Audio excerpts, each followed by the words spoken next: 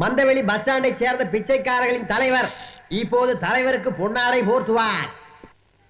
என்னையா ஹால்ல யாரை விடுறதுல யோசிச்சே இல்லையா சார்? ஏதோ உதவி கேட்போர் சங்கம்னு பணத்தை கட்டிட்டு போனாங்க, கடைசியில பார்த்தா பிச்சைக்கார கூட்டமா இருக்கு சார். ஒரே நாத்தம். வாயா.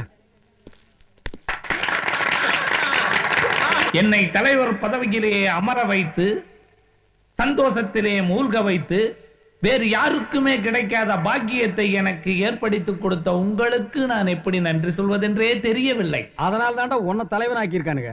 தலையாற்றவன் தாண்டா தலைவன். தொண்டர்களே, தோழர்களே, எதிர்கால தலைவர்களே, உங்களுக்காக, உங்கள் நன்மைக்காக, உங்கள் நலனுக்காக இந்த உயிரையும் விட தயாராக இருக்கிறேன். அதுவே உன்னை விட்டா போதும்னு தான் இருக்குது. உங்களுக்கு ஒரு சிறு இழிவு என்றாலும் என்னுடைய இதயம் சுக்குநூறாக வெடித்துவிடும். எனது தோழர்களே, இதுவரை பிச்சைக்காரர்கள் என்று அழைத்த நம்மை இக்கணம் முதல் உதவி கேட்போர் என்று அழைக்கப்பட வேண்டும். இது நான் தலைவர் பதவி ஏற்றவுடன் எடுத்த முதல் முடிவு. நம் நாட்டில் உள்ள எல்லா சங்கத்திற்கும் சொந்த கட்டடம் இருக்கிறது. ஆனால் நம்முடைய சங்கத்திற்கு மட்டும் சொந்த கட்டடம் இல்லையே என்று நினைக்கும் பொழுது என் மனம் மிகவும் வேதனைப்படுகிறது. தலைவா, நமக்கு எதுக்கு கட்டடம்? இந்த மாதிரி கூட்டத்தில் பெரிய பெரிய ஹோட்டல் நடந்துட்டு போக வேண்டியதானே தலைவா? போய் உட்கார் போ. போ. இந்த மாதிரி குறுக்கால பேசுறது உன்னுடைய தப்பு இல்ல, பழைய தலைவருடைய பழக்க வழக்கம்.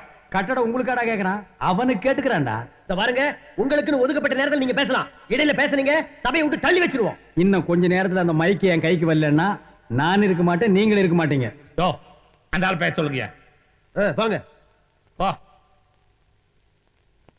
என்னென்ன ரீல் விடணுமோ விடு. போட போட. அடுத்தவன என்னைக்கு பேச இருக்கிறேன். மந்தைவெளி பஸ் ஸ்டாண்ட் பிச்சைக்கார சங்க தலைவர் அவர்களே, ராயபுரம் மீன் மார்க்கெட்டு பிச்சைக்கார தலைவர் அவர்களே, வண்ணாரப்பேட்டை பூங்கா பிச்சைக்கார தலைவர் அவர்களே, இன்னும் மெட்ராஸில் எவ்வளவோ இடங்களில் இருக்கும் பிச்சைக்கார தலைவர் அவர்களே, பிச்சைக்கார தொண்டர் அவர்களே, உங்கள் அனைவருக்கும் அம்மா தாயே வணக்கம். வணக்கம். சங்க கட்டடமும் நாம எப்படி இருக்கணுங்கிறதா இப்ப முக்கியம். ஏதோ ஒரு காலத்துல ஏதோ ஒரு தெருவுல ஏதோ ஒரு மூலையில 5 பைசாவோ 10 பைசாவோ பிச்சை எடுத்தேங்கிறதுக்காக இன்னைக்கு நீ தலைவனாகிட்ட. மக்களை நீ சந்தித்து எத்தனை வருடங்கள் ஆகிறது. நான் மக்களோடு மக்களாக ரத்தத்தின் ரத்தமாக ஊறிக்கொண்டிருக்கிறேன். என்ன கேளுங்கள், என்ன செய்ய வேண்டும் என்று நான் உங்களுக்கு சொல்லுகிறேன். சொல்லுங்க தலைவா. Yes come in. 10 தெருவுக்கு மேல ஒருத்தன் பிச்சை எடுத்தான்னா அவனுக்கு வேற எந்த ஏரியாவுமே கொடுக்காதீங்க. அதே மாதிரி காலம் காலமாக அம்மா தாயே அப்படின்னு கெஞ்சிற பழைய வார்த்தைகளை ஒதுக்கிட்டு இன்று முதல் இந்த நிமிஷம் முதல் மம்மி டாடி என்றுதான் நாம் பிச்சை எடுக்க வேண்டும். எங்கே சொல்லுங்கள், மம்மி டாடி. ஆஹா, இந்த வார்த்தைகளை கேட்கும் பொழுது காதிலே தேன் வந்து பாய்கிறது. Mummy daddy mummy daddy daddy daddy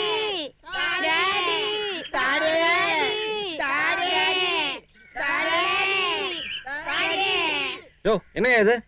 mummy daddy அதான் கண்ணுல கூலிங் கிளாஸ். பிளைண்ட் சாமி. பிளைண்டா? யோ என்னையா இது? கொடை கீழ ஒருத்தர் நிக்க வச்சு சுத்தி நின்னு 4 பேர் கத்திட்டு இருக்கீங்க. யோ கொடைக்கு மேல நிக்க முடியுமா? ஒரு காமன் சென்ஸ் வேண்டாம்? இவர் எங்க சங்க தலைவர். இவரு சாரி டார்லிங், ரொம்ப வருஷத்துக்கு அப்புறம் இப்பதான் தொழில இறங்கிருக்காரு. ஆபீஸ்ல ஃபைல் பார்க்கணும், அக்கவுண்ட்ஸ் எல்லாம் கொஞ்சம் கரெக்ட் பண்ணணும், பேங்க் பேலன்ஸ் என்ன இருக்குன்னு பார்க்கணும். ஏன்னா நம்ம அசோசியேஷன் 4 பேருக்கு ஆட்டோ வாங்கி கொடுத்துருக்கிறோம், 10 பேருக்கு டாக்ஸி வாங்கி கொடுத்துருக்கிறோம், 10-25 பேருக்கு வேன் எல்லாம் வாங்கி கொடுத்துருக்கிறோம். இந்த அக்கவுண்ட்ஸ் பார்க்கறதுக்கு எனக்கு நேரம் சரியா இருக்கு. ஆனா எவனோ ஒருத்தன் என்னைக்கோ ஒரு நாள் பிச்சை எடுத்து வந்தானு என்ன கேட்டது என் பசங்க கேட்டு துடிச்சு போயிட்டாங்க. அதனுடைய விளைவு நான் இங்க வந்து நிக்கிறேன். நீ என்ன சந்திக்கிறதுக்கு ஒரு சந்தர்ப்பம். இந்த 10 ரூபா பிடிங்க. அதுல போடு, நான் டச் பண்றது இல்ல. Somebody getting 5 rupees, but I am getting 10 rupees. ஏய், நீ நம்ம ரூட்டுக்கு வந்துட்டியா? நான் சும்மா தான் இருந்தேன், நீ தான் மூக்கு சொரிஞ்சு விட்ட. ஆமா, நான் மூக்க சொரிஞ்சு விட்டேன். இப்ப நீ என் நாக்கையே சொரிஞ்சு விட்ட. மவனே, நீ இந்தியாவில் தான் டூர் போக முடியும். ஐ ஆம் வேர்ல்டு டூர். இனிமேல் பாப்போம்.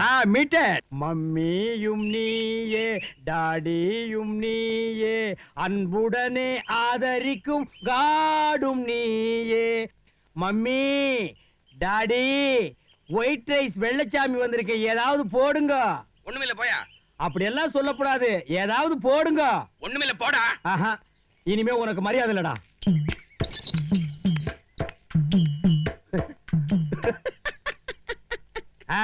உலக விஷயங்களை எல்லாம் தெரிஞ்சுக்கிட்டாரா? ஓஹோ, நீங்களா இப்ப வீட்டுக்குள்ளே வர ஆரம்பிச்சீங்களா? வராம என்னப்பா பண்ணுவேன்? நான் எவ்வளவு மரியாதையா வெளியில நின்னு ஏதாவது இருந்தா போடுங்கன்னு கேட்டேன். நீ இல்லன்னு சொல்றத வெளியில வந்து சொல்லிருக்கலாம்ல. அது என்ன வீட்டுக்குள்ள இருந்துட்டு குரலை மட்டும் வெளியே அனுப்புற? எங்களை பார்த்தா உங்களுக்கு என்ன அவ்வளவு கேவலமா தெரியுதா? வீட்டுக்குள்ள இருக்கிற நாய் கூட எங்களை பார்த்தா வெளியில வந்துடா குலைக்குது. நீ வர்றதுக்கு என்னடா கேடா? என்கிட்ட ஒண்ணும் இல்ல, மரியாதையா வெளில போயிடு. உன்கிட்ட ஒண்ணும் இல்ல, ஒத்துக்கிறேன். வீட்டுக்குள்ள இருக்கிற ஏதாவது எடுத்துட்டு வந்து போடு. வீட்டுக்குள்ளேயும் ஒண்ணும் கிடையாது. அப்ப என் கூட வா.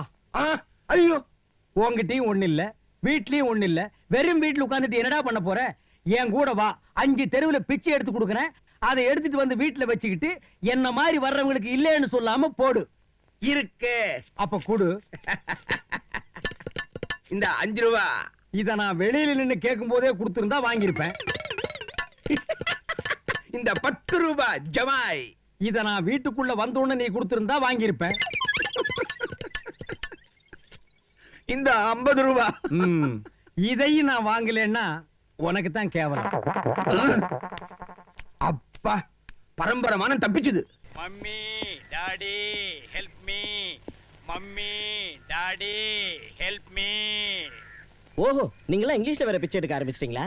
No no, this is national tape record, national language. நீங்க கூட நல்லா பேச ஆரம்பிச்சிட்டீங்க.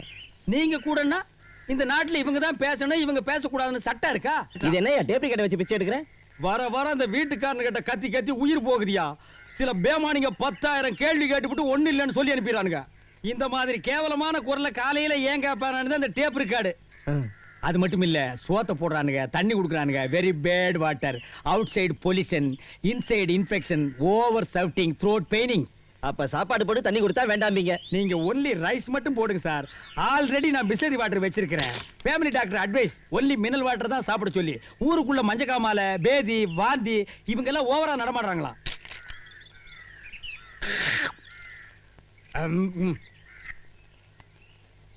Keep it up. அவன் யாரு, எந்த ஊரு, என்ன வேலை செய்யறான்னு தெரியாம உன்னை அவனுக்கு எப்படி கட்டி வைப்பேன்? அப்பா இந்த பார், உன்னை ஒரு பிச்சைக்காரனுக்கு கட்டி வச்சாலும் வைப்பேனே தவிர அந்த பையனுக்கு கட்டி வைக்க மாட்டேன். அம்மா தாயே, பாத்தியா, அவனுக்கு தேவையானது எவ்வளவு அழகா கேக்குறான்.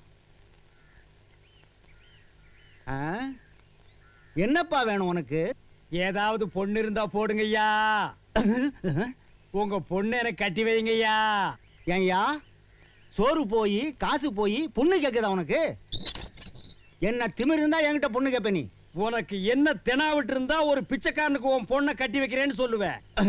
அது என்னையா உன்ன பிச்சைக்காரனுக்கு கட்டி வைப்பேன்னு சொல்றீங்க? எங்க தைரியம் இருந்தா உன் பொண்ணை எனக்கு கட்டி வை பாப்போம். அது என்னையா பிச்சைக்காரன் உங்களுக்கு அவ்வளவு கேவலமா போச்சா?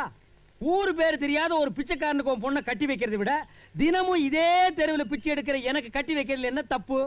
என் பேங்க் பேலன்ஸ் என்னன்னு உனக்கு தெரியுமா? சிட்டில எத்தனை பேங்க்ல எனக்கு அக்கவுண்ட்ஸ் இருக்குன்னு உனக்கு தெரியுமா? இந்தியாவில் இருக்கிற பெரிய பெரிய கம்பெனில என் ஷேர் மார்க்கெட் என்னன்னு உனக்கு தெரியுமா? எல்லாமே தெரியாம சொல்லிட்டேன். உங்களுக்கு எங்கெங்க என்னென்ன இருக்குன்னு சொல்லிட்டீங்கன்னா உண்மையிலேயே கல்யாணத்தை பத்தி பேசலாம். தலைக்கு மேல முடி இருக்கு, கையில சட்டி இருக்கு, காலு கீழே செருப்பு இருக்கு. ஓ மண்டைக்கு லவ் ஃபெயிலியர் தான் ஆகியிருக்கும். அந்த வயிற்றுச்சில்ல அந்த பொண்ணோட லவ் கெடுத்துறாதே. போய் அவ காதலனோடவே வாழவை. போடா அரக்கிரவுண்டு தலையா.